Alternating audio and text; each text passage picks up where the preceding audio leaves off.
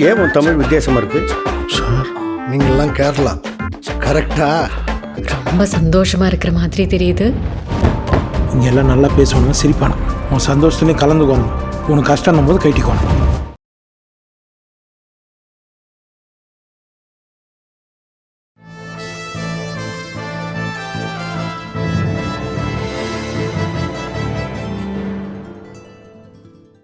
மோகன்லாலும் பாலச்சந்திரன் சந்தித்த போது நீங்கள் இருந்தீங்களா? இல்லை இல்லை, நான் வீட்டில் இருந்தேன். ஒரு வீட்டுக்கு ஃபோன் பண்ணி கேட்டாருண்ணே. அப்புறம் சப்சிக்வெண்ட்டாக நான் சுரேஷ் பாலாஜி இதை சொன்னேன். இந்த மாதிரிப்பா அவர் பார்க்க தெரியாத ஒரு படம் பார்த்தாரு வைய, நீங்கள் தான் எதுன்னு தெரியும் எனக்குன்றார் சுரேஷ். இல்லை அது இல்லை, அவருக்கு மோகன்லால் நீ இப்போ நீ எங்கூட வச்சு படம் எனக்கு சார். நான் மோகன்லால் உடனே வச்சு எனக்கு கட்டுப்படி ஆகலை அப்படின்ட்டார். கமல் சேட்டை தானே சொன்னார் அவர். ரஜினி கேட்டார், நீங்கள் வச்சு படம் பண்ணி தான் பண்ணுறேன்னாரு. உடனெல்லாம் வச்சு படம் பண்ண முடியாதுடா, நீ வேறு ரஜினி ஆகிட்டேன்னாரு. நான் எடுத்து ரஜினி இல்லைடா. பை டைம் இப்படிக்கும். இப்போ இந்த சீனி கவுன் படம் எடுத்தாங்க சார். சீனி கவுன் படம் வந்து ஹிந்தியில் அது எடுக்கிறதா இருந்தாங்க. தமிழில் ஜெயபிரதா ப்ரொடியூஸ் பண்ணுறதா இருந்தாங்க. இவர் டைரக்ட் பண்ணுறேன்னாரு. அந்த கதை கேட்டார், அந்த கதை சொன்னேன் ஒன்லைனு. அந்த கதையெல்லாம் டிசைட் பண்ணிட்டார் அவர். சவுகார் வந்து அம்மா, அவர் வந்து லண்டனில் taxi driver plus music party வச்சுருக்காரு. அங்கே வந்து அதில் வந்து ஷெஃப். அவன் ஷெஃப்னா ஒர்க் ஆகாது, சமயக்காரன்னா ஒர்க் ஆகாது. டாக்ஸி டிரைவரை வச்சுக்கலாம். மியூசிக் ட்ரூப் நடத்துகிறான் அவன். அந்த மியூசிக் ட்ரூப்பில் அவன் வந்து பாடுறா அப்படின்னு வச்சுக்கலான்னு ஒரு ஒன்லைன் ஃபார்ம் பண்ணார்.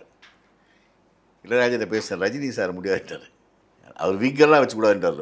விக்கெல்லாம் வச்சுக்கூடாது, அப்படியே வருவேன்னு கேட்டார். முடியாதுன்ட்டார். கே பாலச்சந்தருடைய மிக நெருங்கிய நண்பர் அனந்து. அவங்க ரெண்டு பேரும் பேசிக்கிற தருணங்கள்லாம் பக்கத்தில் இருந்துருக்கு. நான் நிறைய வாட்டி இருந்திருக்கேன் சார். அவர் டிஸ்கஸ் பண்ணும்போது என்னை கூப்பிட பாலச்சந்தர் சார், அந்த கிருஷ்ணனை கூப்பிட்றா அப்படிம்பாரு. நான் வந்து அப்போ வேலையில் இருந்தாலும் வருவேன். அவங்க பேசும்போது அவர் பாட்டு நடந்துட்டு இருப்பார். பாலச்சந்தர் சார் பாட்டு அனந்து உட்காந்து கதை சொல்லுவார் சார். சார் இந்த பாலச்சந்தர் சார் வந்து இதெல்லாம் பார்க்க மாட்டார், ஃபெஸ்டிவல்லாம் போக மாட்டார். அனந்து தான் போவார்.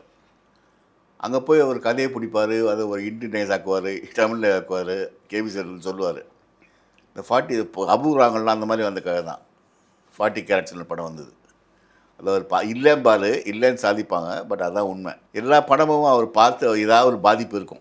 இன்ஸ்பயர் ஆகி தான் வந்திருக்கும். கண்ணனாலமா கூட புன்னகை, கண்ணனாலமாலாம் இன்ஸ்பிரேஷன்ஸ் தான். புன்னகை வந்து சத்யகாமன் படம் வந்தது, அதோட ரீமேக்கு. அந்த மாதிரி தான் கண்ணனாலமா ஏதோ ஒரு படத்தோட ரீமேக் தான். அவங்க வந்து இன்ஸ்பயர் ஆகி தான் வருவார். அவர் நிறைய வாட்டி உட்காந்து பேசுவாங்க. அவர் பேசிட்டு இடத்துல இருப்பார் பாலச்சந்தர் சார். அண்ணன் சார் உட்காந்து எழுதுவார், ஒரு ஒன்லைன் சொல்லுவார். அதை ஸ்க்ரீன் படி அனுத்தோ அப்படிம்பார். எப்போ கிருஷ்ணாம்பார்.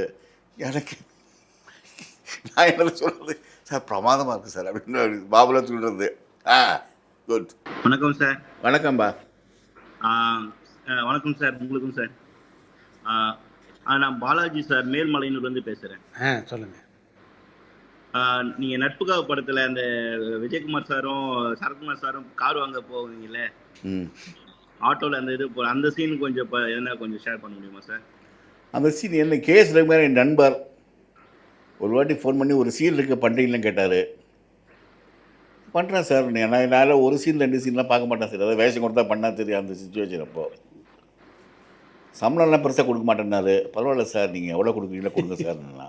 ஒரு நாளில் முடிச்சார் அந்த ஷூட்டிங் எல்லாமே. ஒரு வாட்டி இங்கே இந்த கோட்டூர்பட்டில் ஒரு லொக்கேஷனு, அடுத்த லொக்கேஷன் வந்து ஒரு ஸ்டோர் ரூமு.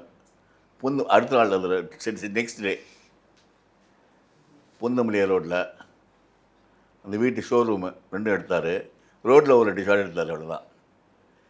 ஒரு நாளில் முடிச்சிட்டார், 1.5 நாளில் முடிச்சிட்டார் ஷூட்டிங்கை. பிரமாதமான டேரக்டர் சார் அவர். அவர் படத்தில் முக்கால்வாசி படத்தில் என்ன வேஷம் கொடுப்பார். அவை சண்முகி முக்கால்வாசி படத்தில் நடிச்சிருக்கேன்னா. அந்த உங்களுக்கு ஒரு அந்த பணத்து மேலே போய் டொப்புனு ரோலிங் ஒரு ஷாட் வச்சிருப்பார் சார். நல்லா இருக்கு சார். ரொம்ப க்யூட்டாக இருக்கும். அது ரொம்ப very very talked about scene அது. ஆமாம் சார், ஆமாம் சார். அப்புறம் ரஜினி சார் பற்றி கொஞ்சம் என்ன சொல்ல முடியுமா சார்? ரஜினி சார் எனக்கு ரொம்ப முதல் படத்துலேருந்து தெரியும் எனக்கு அவரை.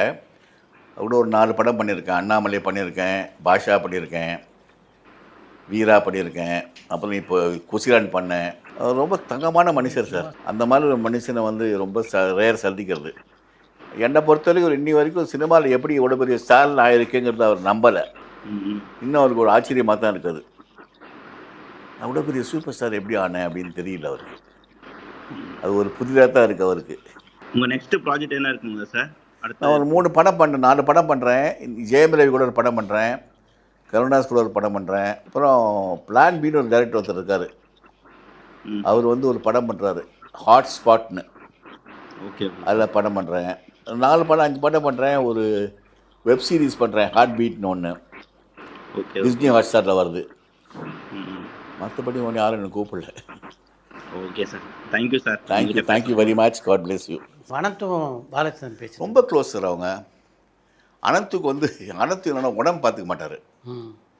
அவருக்கு ஏகப்பட்ட சுகர் 400-500 சொல்லுவார். என்ன நம்பரே தெரியாது. அப்போ ஒய்ஃப் இஸ் டாக்டர். ஓ, நான் அனந்த் சார்கிட்ட சொல்லுவேன், ஜாக்கிரதையாக இருங்க சார் அப்படிம்பேன். ஒய்ஃப் சொல்ல வாக் பண்ண சொல்லுங்கள் அவரம்பார். அவரு டயட்டே பார்க்க மாட்டார் சார். கண்டது சாப்பிடுவார். ரொம்ப careless man, never look after his health. இன்னொரு 10 வருஷம் இருந்துவிடும் சார் அவர். அதான் பாலச்சந்திரன் சார் மிகப்பெரிய அவர். இழப்பு சினிமாக்கு. ஆமாம், பெரிய இழப்பு சார் அவர். அவர் சினிமா நேசித்த மாதிரி யாரும் அம்பிஷனே இல்லாத ஒரு மனுஷனை பார்த்துக்க முடியாது. நீங்கள் ஆமாம், எந்த விதமான ஆசைகளும் கிடையாது அவருக்கு. இல்லை பெருசாக ட்ரெஸ் பண்ண மாட்டார். ஆடம்பர ஒரு வேஷ்டி, ஒரு அழுக்கு ஆட்டோவில் வருவார், ஒரு பையன் மாட்டிக்கிட்டு. ஒரு பை வச்சுருப்பார். ஒரு வாட்டி அவர் கமலுக்கு ரொம்ப ஃப்ரெண்டு. கமலோட மென்டர் அவர் தான். ஆமாம், சிட்டிசன் கேனல் படம், ஆர்சன் வெல்ஸ் நடித்த படம். அது எனக்கு கூட்டு போன வாடான்னு ஒரு படம் போட்டோம் கமல் சார் வீட்டில், எல்டாம் ரோட்டில். அந்த படம் எனக்கு புரியல சார். எடுத்தாங்க, ஒரு வேகம் ஒன்லைன் புரிஞ்சுத ஒழிய பாதி இங்கிலீஷ் படம் எனக்கு புரியாது, டைலாக்ஸ் எல்லாம்.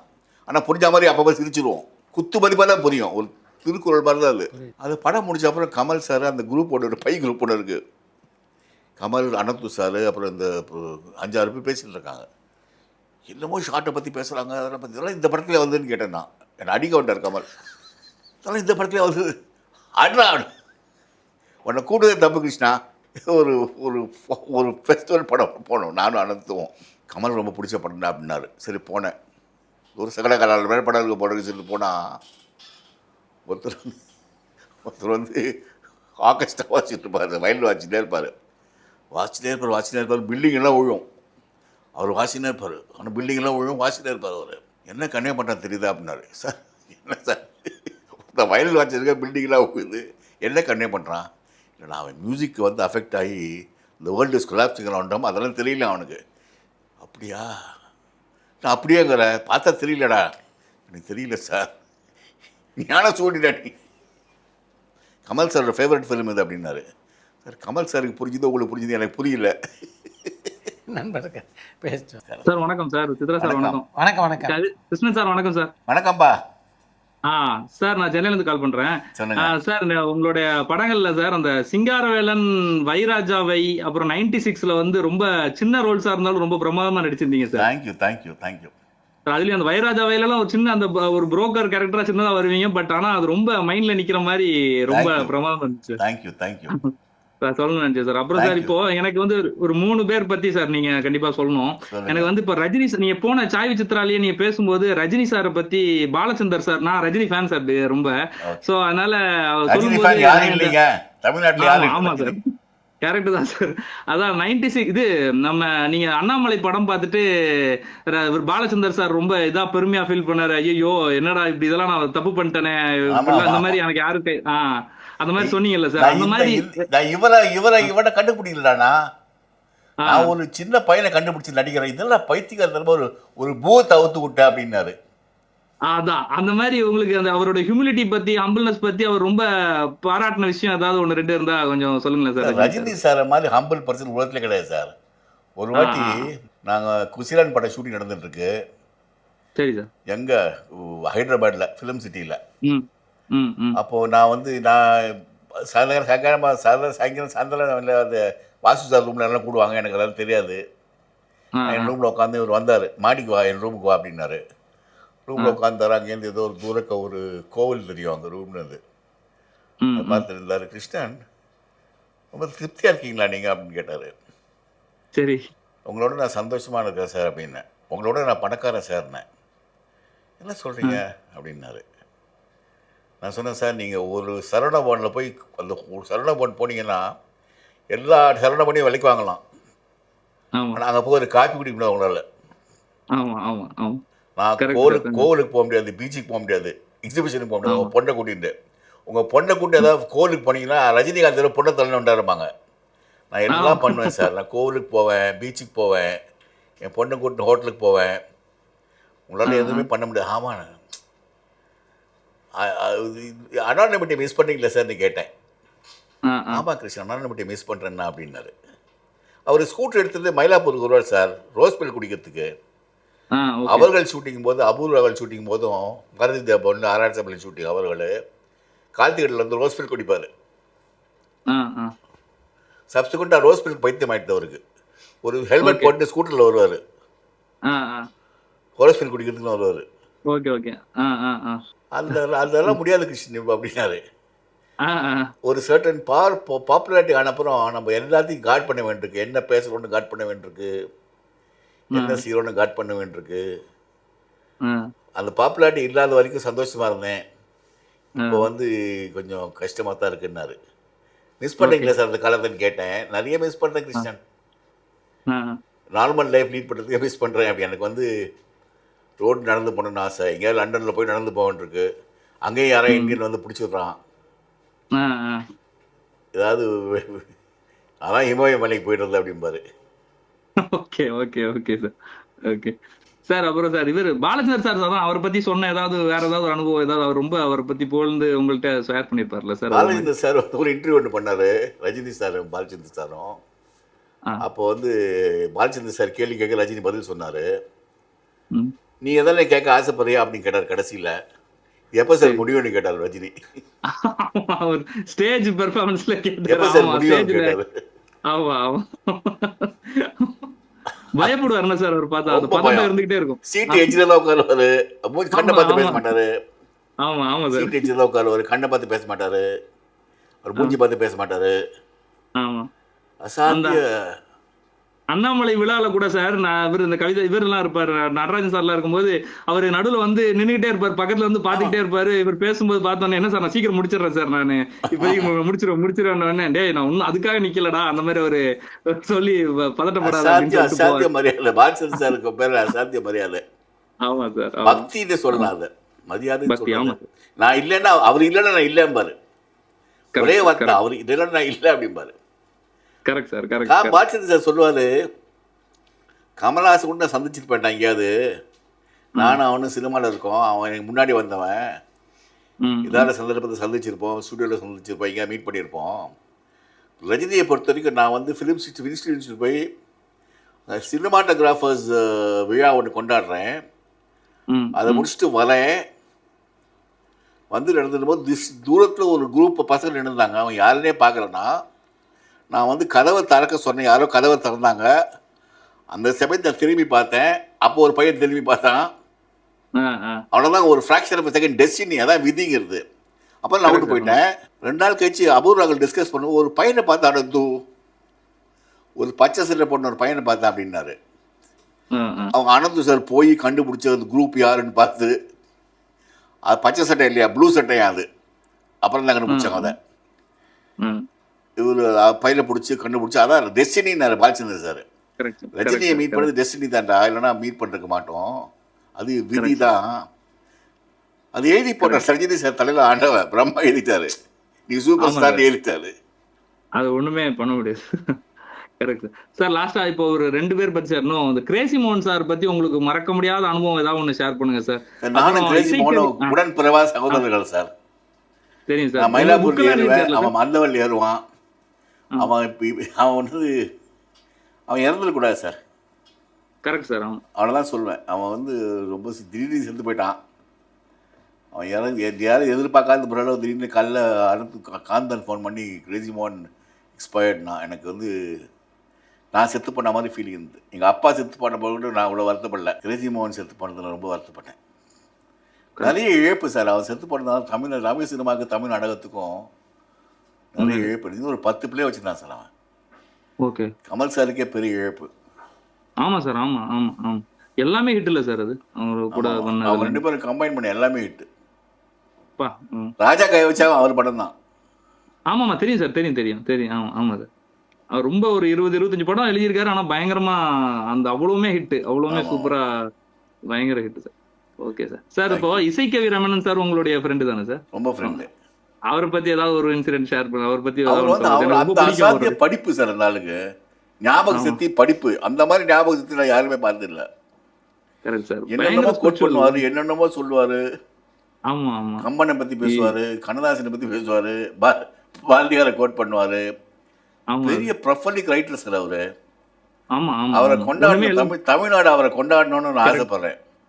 Correct sir, correct. Prolific writer ரொம்ப பெரிய. தமிழ்நாடு கொண்டாட மாட்டாங்க சார், கமயத்தில் கொண்டாட மாட்டாங்க, செத்து போட போல வருத்தப்படுவாங்க. ஆமா சார். அது எனக்கு இப்படி ஒருத்தர் இருக்காருங்கிறதே அவருடைய வீடியோஸ் பார்க்கும்போது தான் என்ன இவ்வளவு பெரிய ஆள் யாருக்குமே தெரியலையே அப்படிங்கிற சராசரி மாதிரி. மனுஷன் இல்லை சார் அவரு. ஆமா ஒரு ஜீனியஸ் அவரு. Correct sir. ரொம்ப அவர் பார்த்து அவர் அவரு பாட்டு பல திறமை, அவருடைய பல பல பலதரப்பட்ட டேலண்ட் உள்ளவர் சார் அவரு. ரைட்டர், ஒரு ஆக்டர். அவர் இப்போ ரீசெண்டாக போன வாரம் ஒரு ட்ராமா நடித்தார். கரெக்ட். லாவண்யான்னு ஒரு ட்ராமா நடித்தார், ஸ்ரீவத்சனையில் ட்ராமா நடித்தார். நடிகர் பாலச்சந்தர் சார் அறிமுகப்படுத்தினா, பாலச்சந்தரோட பயோகிராஃபி அவர் தான் எழுதினார். ஆமா ஆமா, நீங்க சொல்லிருந்தீங்க. ரொம்ப பிரமாதமான ஆள் சார் அவர். கண்டிப்பா சார். ரொம்ப தேங்க்ஸ் சார், ஒரு நேரம் பதில் சொன்னதுக்கு ரொம்ப thank you sir. Chitra sir, bye sir. Sir ஒரே ஒரு இது சார், நீங்க சித்ரா சார், நீங்க சத்யராஜ் சார், பிரபு சார், குஷ்பு மேம், ராதியா மேம்லாம் இன்னும் வரவே மாட்டாங்க. அது கொஞ்சம் பார்த்து. அவனுக்கு நேரம் கிடைக்கலப்பா. சரி, நான் வேலை வெட்டி இல்லாத வந்துட்டேன் சொன்னாங்க. எல்லா இன்டர்வியூலயும் சத்யராஜ் பத்தி சொல்றாரு சார், எல்லாம் சொல்றாரு, ஒரு கூப்பிட்டு வர மாட்டாரு சார். ஓகே ஓகே சார், ரொம்ப thanks sir, thank you so much. பாலச்சந்தருடைய வாழ்க்கையில் வந்து இன்னொரு மறக்க முடியாத நபர் நாகேஷ். அவருக்கு உங்களுக்குமான பழக்கம் எப்படி? நாகேஷ் என்ன தெரியுமா சார், ஒரு வாட்டி அவர் என்ன பாலச்சந்தரோட பாலச்சந்தரோட ரைட் கிட்னியும் பாரு, என்ன லெஃப்ட் கிட்னி அனந்தும், ரைட் கிட்னி நானா. அவர் வந்து ஒரு வாட்டி கிரேசி மோகன் ட்ராமா முடிச்சுட்டு அவர் வந்தார், பார்த்தாரு ராணி சீத்தை ஹாலில். ஏப்ரலில் வந்த காரில் வந்தேன் சார். இறக்கி வரியா வீட்டில்? இறக்கி வரல சார். கீழே வந்தார், வண்டியில் ஏறினார். ஏசி இருக்கா? இருக்குது சார். போடுவியா? போடுவேன் சார். சிகரெட் பிடிப்பேன், போடுவியா? சிகரெட் பிடிச்சா நாற்றம் அடிக்கும் சார். அடிச்சுட்டு போட்டுமே, நாளைக்கு சென்ட் அடிச்சுக்கோ. சிகரெட் பிடிப்பேன், ஏசி போடு. அப்புறம் அவர் வீட்டுக்கு எம்ஏஎஸ் ரோடு போய், அவர் வீடு கொஞ்சம் தள்ளி இருந்தது சார். எனக்கு கண்ணு தெரியல, ராத்திரியாக இருக்கிறதால நான் அந்த சந்திராநாதத்தை வீடு, அவர் முன்னாடி வீடு, அந்த வீட்டு வாசல் நிறுத்திட்டேன். ஏண்டா என் வீடு அங்கே இருக்குது, என்ன செவிலேறி குச்சி போனோமா? எங்கள் வீட்டுக்கு போகிறேன்டா. இல்லை சார், பார், உள்ளே கூப்பிட மாட்டேன் ஒன்று. உள்ளே கூப்பிட்டா காப்பி வேணுமான்னு கேட்கணும். நீ வேணும் போடுறதுக்கு ஆர்டர் இல்லை. My wife is dead, you know. Nobody at home. தனியாக இருக்கேன்டா நான் போய் தண்ணி அடி பண்ணி அடிக்க மாட்டேன். இன்னொரு 3 பெகு போடுவேன், நீ போட மாட்டேன். அப்புறம் ஒரு சும்மா எதிர்க்க உட்காந்துக்கிட்ட பேச்சு பேசுவேன். வேஸ்ட்ல, நீ வீட்டுக்கு போ அப்படின்னு. தேங்க்ஸ் கூட சொல்ல சார். சிகரெட் பிடிப்பியா? வேணாம் சார், போ. எதுவுமே பண்ணாத, வேஸ்ட்ரா லைஃப். நீ தண்ணி அடிக்க மாட்டேன், சிகரெட் பிடிக்க மாட்டேன், நான் என்னடா வேஸ்ட்டு. சரி சார், போ. நான் வந்து அடிப்பேன், பாலச்சந்தரோட கிட்னி போடா அப்படின்பார். நீங்கள் பல பதிவுகளில் சொல்லியிருக்கீங்க, எதிர்காலத்தில் சிவாஜி, கமல்ஹாசன் 2 பேர் மட்டும்தான் நினைவு வச்சுருப்பாங்க, வேறு எந்த நடிகரையும் நினைவு வச்சுக்க மாட்டாங்க. ஏன்? இப்போ யாரும் ஞாபகம் வச்சுருக்கீங்க? நாகேஷ் ஞாபகம் வச்சுருக்கீங்களா? இப்போ நம்ம 2 பேர் பேசலாம். ஒரு தவிர who remembers Nagesh, who remembers MG Ramachandran the actor. MG Ramachandran நடிகன் எத்தனை பேர் தெரியும் சார்? அவரை வந்து ஒரு வாட்டி நடிக்கும்போது நிறைய கதை சொல்லுவார் என்கிட்ட. ஒரு வாட்டி இப்போ அவர் டெட் பாடியை பண்ணார் ஒரு படத்தில். அதில் நான் கூட இருப்பேன். ஒரு சீன் தான், ஒரே ஷாட்டு தான் அது. அந்த ஷாட் எடுக்க டைம் ஆச்சு, மழை வந்துட்டு கொஞ்சம் லேட் ஆச்சு, உட்காந்து பேசியிருந்தேன் நான். கிருஷ்ணா,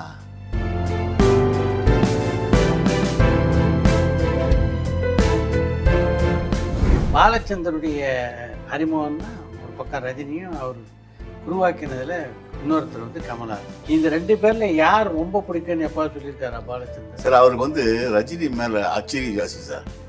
கமல் மேலே வந்து கமல் தான் அவர் பிரியும் சார். அவருக்கு கமல் வந்து அவருக்கு லவர் பாய். அவருக்கு favourite son is Kamal Haasan. Rajinikanth வந்து பரபரப்பான சினிமா செய்திகள், நட்சத்திரங்களின் பேட்டிகள், சினிமா வரலாறு ஆகியவற்றை பார்க்கவும் படிக்கவும் உங்களுக்கான இணையதளம் tourantalkies.co.